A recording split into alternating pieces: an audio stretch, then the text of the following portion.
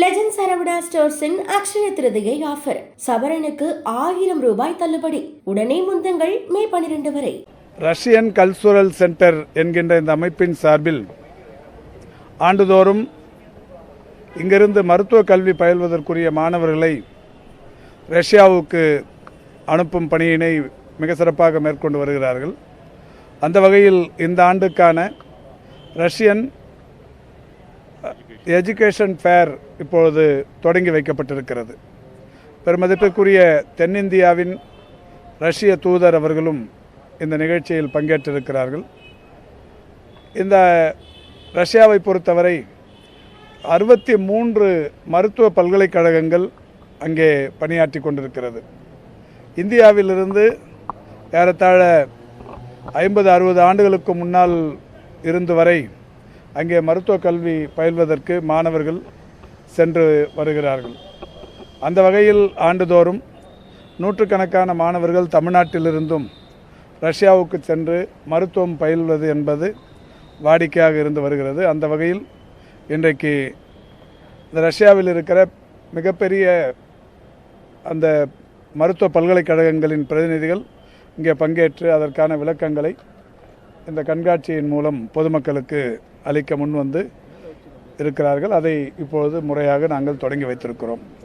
கடந்த ஒரு 6-7 ஆண்டுகளாகவே நான் ஆண்டுதோறும் இந்த கண்காட்சியை நானே தொடங்கி வைப்பதற்கான அந்த வாய்ப்பை தொடர்ந்து பெற்றிருக்கிறேன்.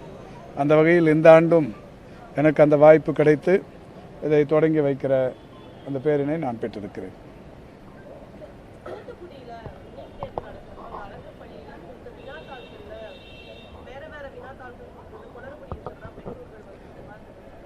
அதான் இப்போ இந்த கோட் ஆஃப் கான்டக்ட் இருக்கிறதால நான் எதையும் போய் ஆய்வு பண்ணவோ அல்லது இதில் பெரிய அளவிலான கருத்துக்கள் தெரிவிக்கவோ முடியாத நிலையில் இருக்கிறேன். என்றாலும் இதுக்கெல்லாம் ஒரே தீர்வு தான் நீட்டு தேர்விலிருந்து விலக்கு.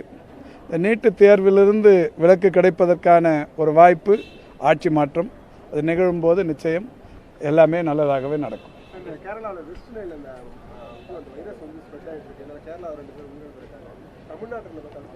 இல்லை, பொது சுகாதாரத்துறை மிக சிறப்பாக இன்றைக்கு எல்லா நடவடிக்கைகளையும் கூர்ந்து கவனித்து கொண்டிருக்கிறது.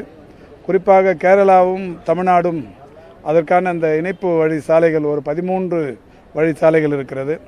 அதில் எந்த ஒரு புதிய நோய் பாதிப்பாக இருந்தாலும் அங்கிருந்து வரும்போது அதற்குரிய நடவடிக்கைகளை அந்த ஒவ்வொரு எல்லையிலும் தீவிரமாக கண்காணித்து நடவடிக்கை எடுத்து வருகிறார்கள்.